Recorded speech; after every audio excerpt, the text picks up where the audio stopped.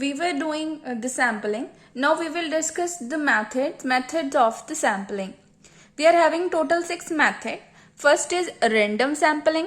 Second is purposive sampling. Third is stratified sampling. Then fourth is systematic sampling. Fifth is the quota sampling. And sixth is convenience sampling. We will discuss first the random sampling. Random sampling is that kind of method in which each and every item of the universe or the population has equal chance of being selected in the sample. Means here in random sampling, each and every item is considered to frame the sample. This method is suitable where various items of universe are homogeneous or the identical to each other.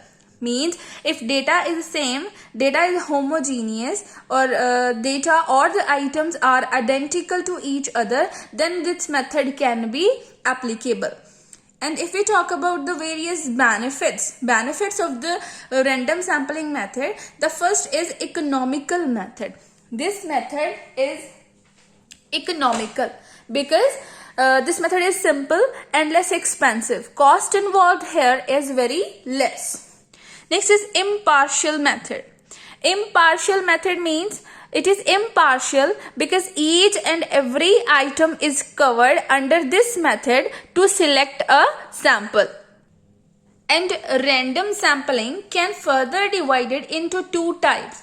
Lottery method and second is the table of random numbers. We will talk about lottery method first. Under lottery method, paper slips are made and shuffled in a box or a bowl. Alright, the paper slips which contain the name of items. Alright, then paper slips are made and shuffled in a ball or a box. Then impartially slips are drawn to frame a sample. Impartially slips are selected to frame a sample. And this lottery method is very useful to take the topic for the group discussions. Second is the table of random numbers. Table of random numbers is a method that is used in the case of large size of population, because lottery method becomes very inconvenient and time consuming in the case of large size of the population. In those cases where the large size of population is involved, then there is random selection of the sample that can be made by the use of random number tables.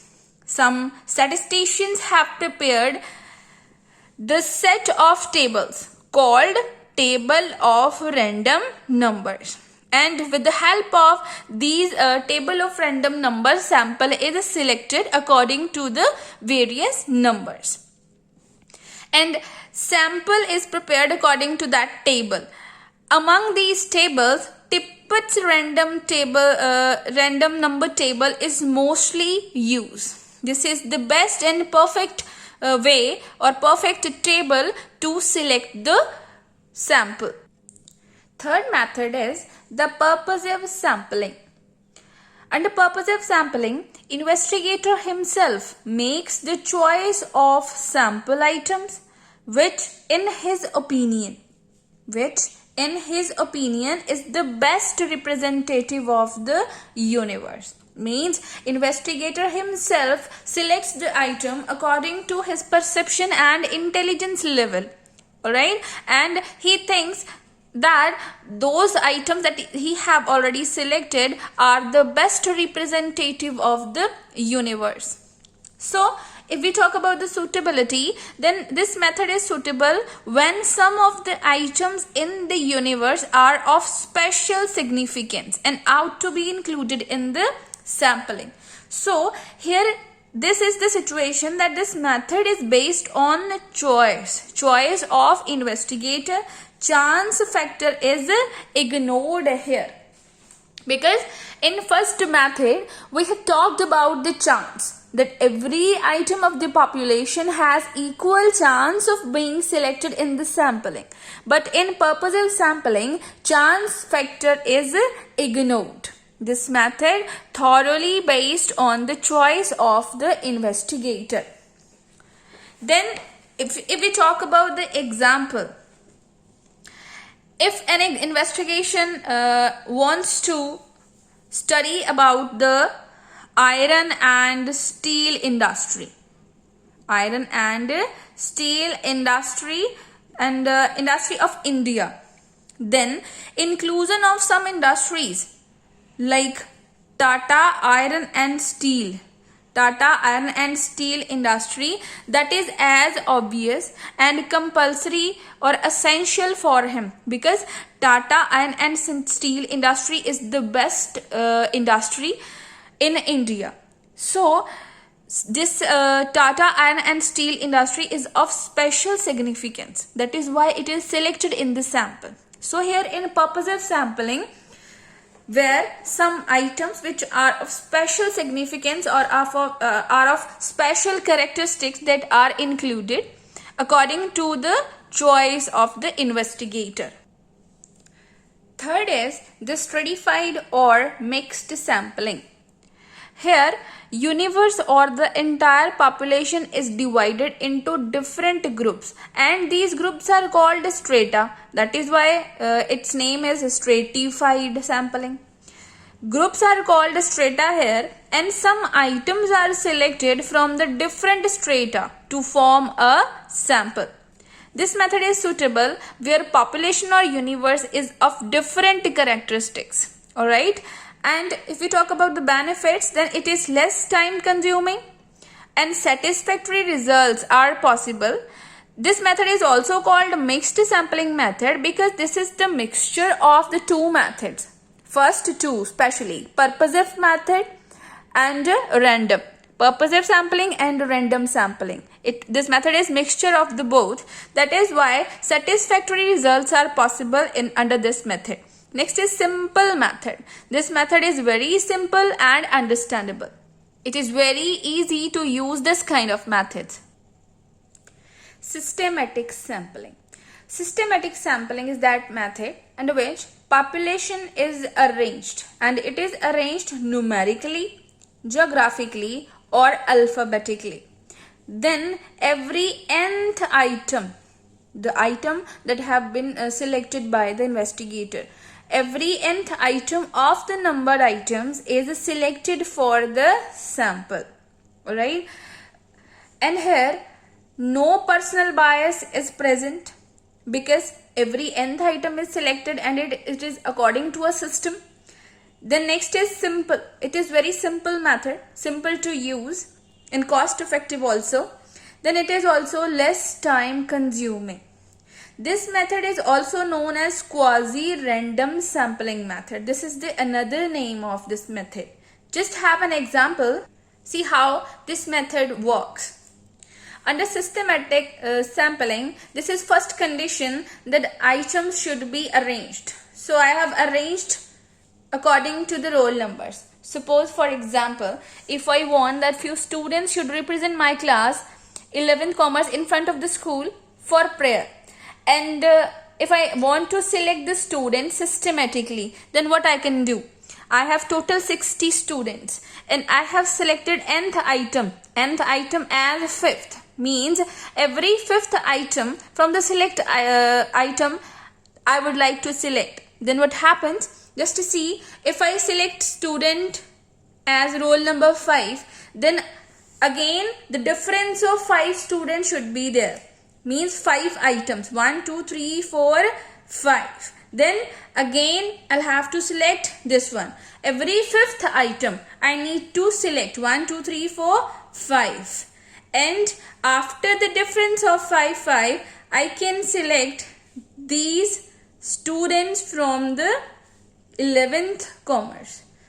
And with this 5th item, that every 5th item I have selected, total 1, 2, 3, 4, 5, 6, 7, 8, 9, 10, 11, 12. 12 items means 12 students. 12 students, that would be known as the sample size. Alright, with the help of the systematic sampling, 12 students I need to select for the group that would represent a class in front of the school. So here this is the technique by the systematic sampling, that sample is generally selected. Instead of 5, you can also take any other number. You can take 6 or 7. I took 5 because it's a little simple to take. Fifth one is the quota sampling. Quota sampling. Under this method, items of population are divided into various groups. Then quota is fixed, means percentage is fixed. Then investigator selects the fixed number of items from each group to frame the sample. This method gives the reliable results, and this method is very economical. These were the benefits. For example, just see this. If the TV industry wants to have a survey, and for the survey would be of the TV viewers, and interviewers may be told to the interview only 500 people who are living in certain areas.